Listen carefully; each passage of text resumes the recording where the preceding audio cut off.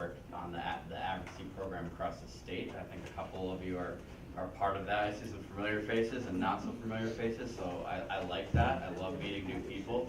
I've been in recovery, long-term recovery since September 6th, 2003. And I've been speaking out as recovery advocate since around 2006.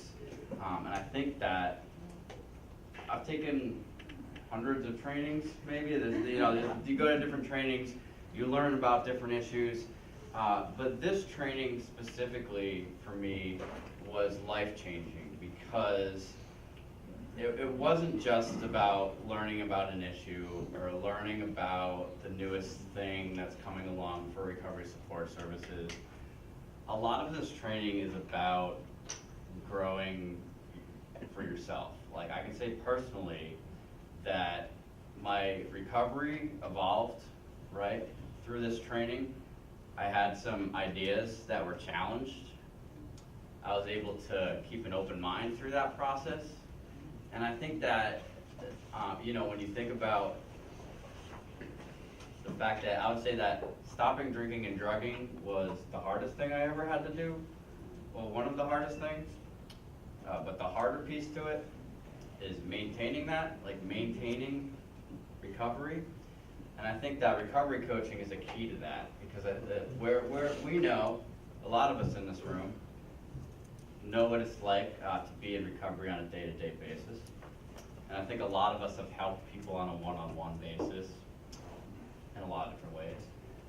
But recovery coaching is a place where we can get with people that are 3 days in recovery, 3 years in recovery, 30 years in recovery, and we can be their peers and we can be their equal. So the recovery community has a whole lot to offer. Has a whole lot to offer to each other.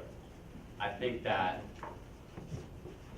advocates in this state and people in recovery, or prevention specialists, treatment specialists, providers, healthcare workers, we fill in a lot of different pieces in this state, and we make it work because recovery to us is a personal thing, right? We're in the business of saving lives, and this recovery coach training is going to be able to put another tool in your tool belt. And I use this training with people not in recovery. It changes how I talk to people, and it challenges you to figure out who you are. Because I think that's an ongoing process in life, right? So, looking at different components of what makes you you and what can you offer to somebody else to help them through that process. That's what recovery coaching is all about. And the fact that we have 40 different people here with 40 different recovery stories, 40 probably similar, some differences, different reasons for being in here. They're all legit reasons. We can go on and we can go help a lot of people through this process. So a lot of this is about how do you help people maintain that recovery, right? They found it. Maybe they're still in a weird environment. Maybe they're still in a weird relationship. How do we help people on that day-to-day basis? So that's me in a nutshell, I guess. But this training changed my recovery. So I hope that throughout the 30 hours that we're here, that some of your views and some of your recovery grows. And I'm just asking that people keep an open mind, because a lot of this is going to sound new, and it is new, and it's still evolving. I think different states are using recovery coaching for different reasons. So of course New Jersey does it a little bit differently. So that's what makes us New Jersey. So we're going to go around the room, and we're going to be spending a lot of time together. We're going to spend 30 hours together for this training.